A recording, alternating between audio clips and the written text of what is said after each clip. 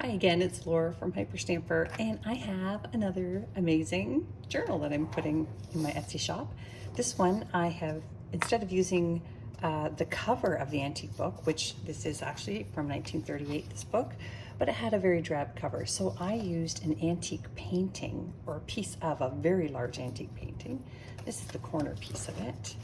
And you can see the trees and the water here, and here are the trunks of the trees and some ground cover. It is just stunning. I even love that you can see the crackling paint.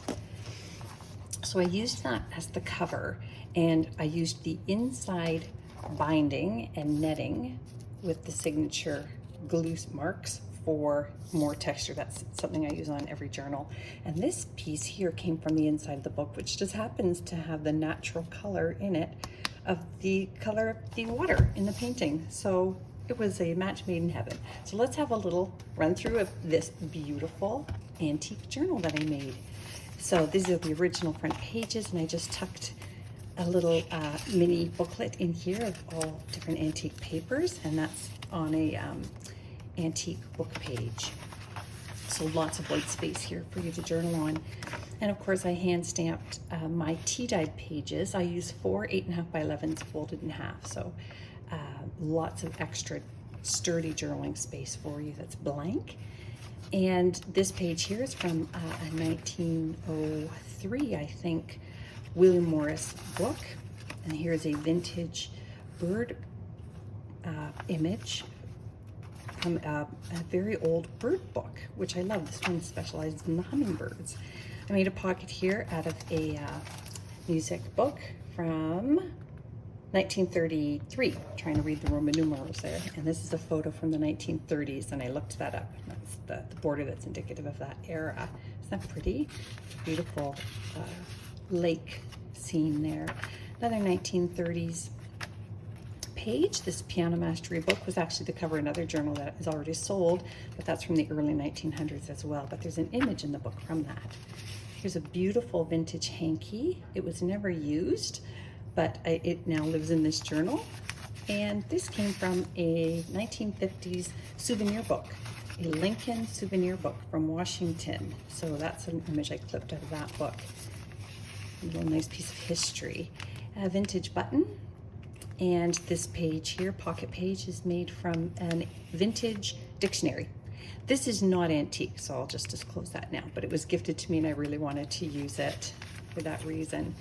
This here is the back page or back insert of a receipt book that you would have had in a store, and the owner would have kept track of all the receipts they wrote.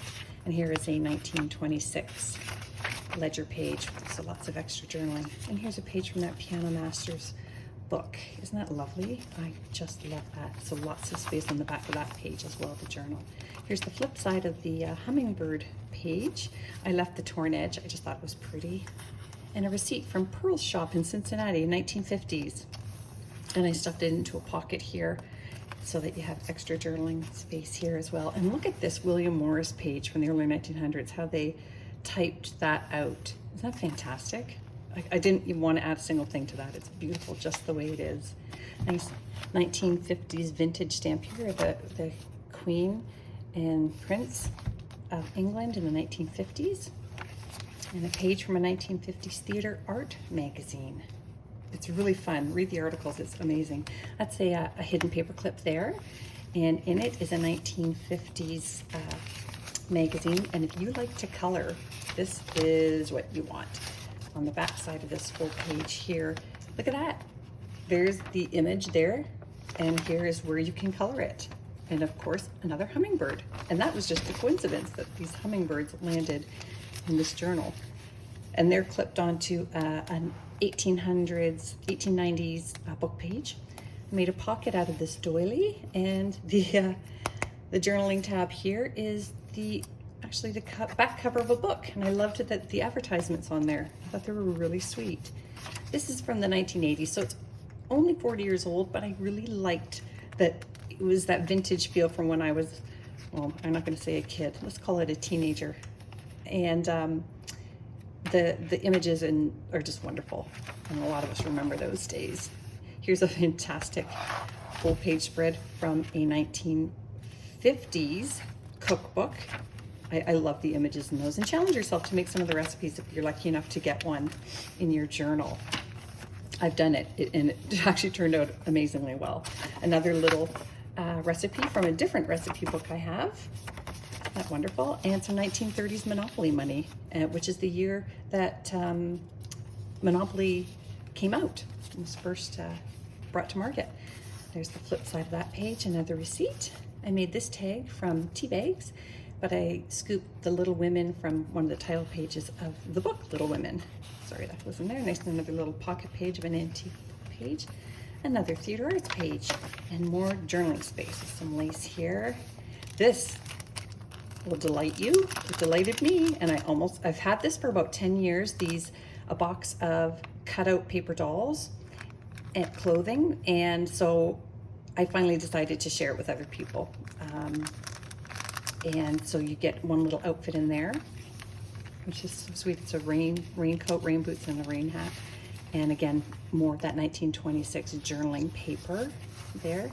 And this is a page from the Magic Garden. And look at the beautiful images you get to enjoy here from that very early 1900s book. Another children's book page here, really, really strong cardstock pages. And I made a little peekaboo window here, and I stamped the word thankful on there. I use my journals for gratitude. You can use it for whatever you want. Page from the dictionary, XYZ.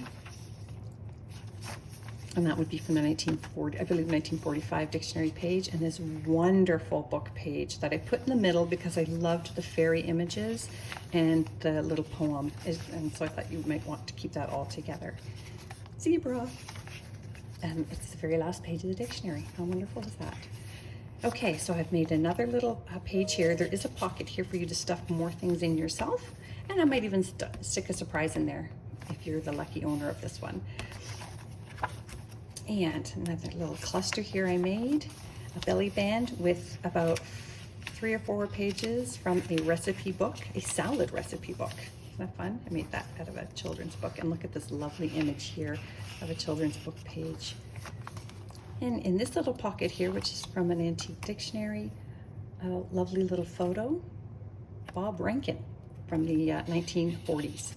And this wonderful postcard here, vintage postcard from 1912, I want to say. And look at the pen and ink from the inkwell that was written with. A vintage map, a vintage card, and a 1950s flashcard. Fun. Oh, I'm so excited about that one. Another ledger page, and this is a page from Theater World magazine, a different magazine, and the ads are so much fun to read. You'll really enjoy those, and lots of little spots in here to make notes on. And this is from it's called Hal. The artist is Hal, and that is a plate from a 1963 book on his work. And this little piece is The Wings of Morning that I pulled from a book. And I made another pocket over here with a hand-stamped gratitude there. And you can flip that up for more journaling space and flip that up for more journaling space. This is a full page from the early 1900s, 1913 maybe earlier. The Emerald Isle, and this one's on Killarney, Ireland. So a lovely poem there. And it's aged naturally. I didn't do anything to that. Another wonderful cluster here that I made from a vintage children's book. And then this is from an early or late 1800s book, Believe It on American Art. Isn't that fantastic? And then we're at the end of the journal. So I hope you love it. It's in my Etsy shop as of June 2023. And I hope you'll visit. The link is below. Thanks for visiting.